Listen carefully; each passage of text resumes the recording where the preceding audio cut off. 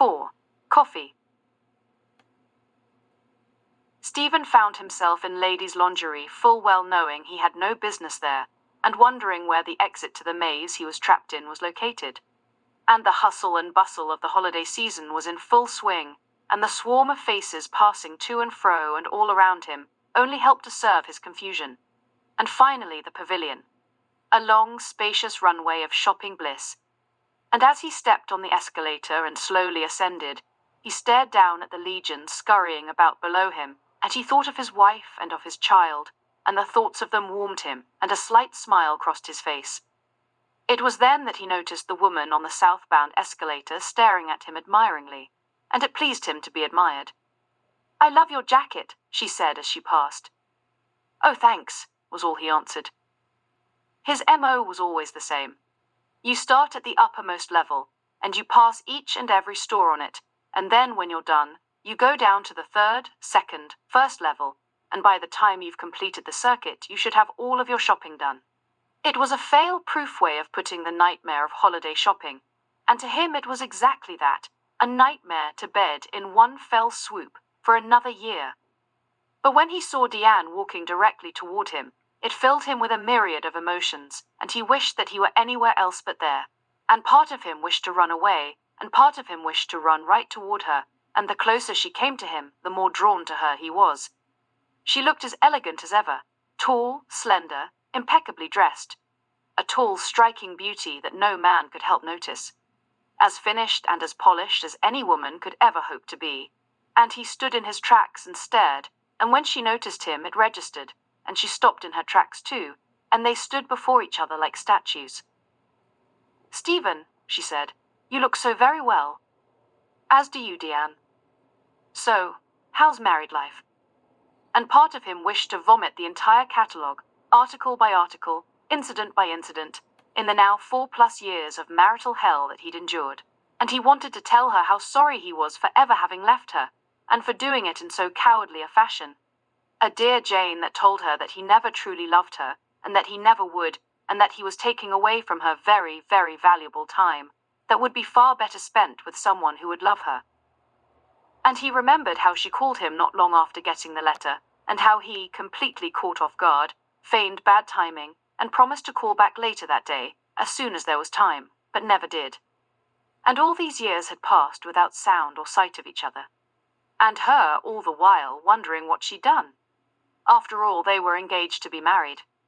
Friends and family from all corners of her world had RSVP'd, and then, just weeks before, the letter. "I'm sorry," he said.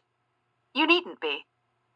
And a pack of wild teens passed around them, bumping into her in such a way that she stumbled into his arms.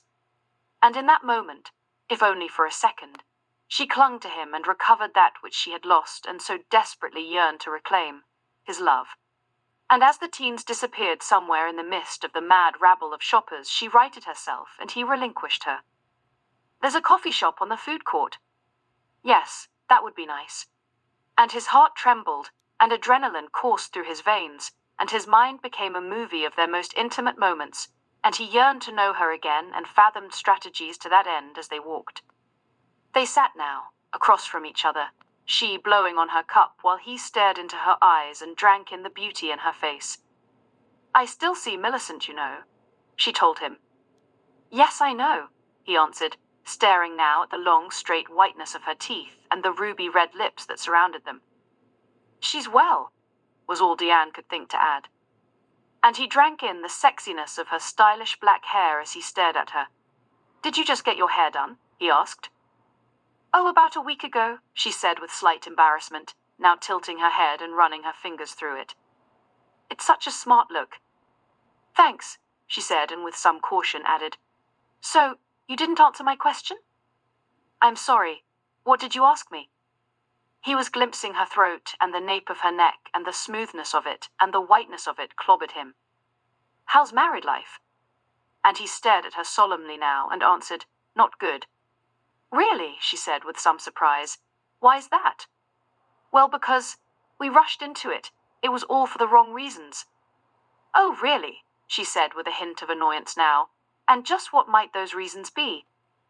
"Well, she got pregnant, and we Decided? I mean, you know, we decided to do the right thing. I've seen pictures of your daughter, Stephen, she said with tempered courtesy. She's beautiful.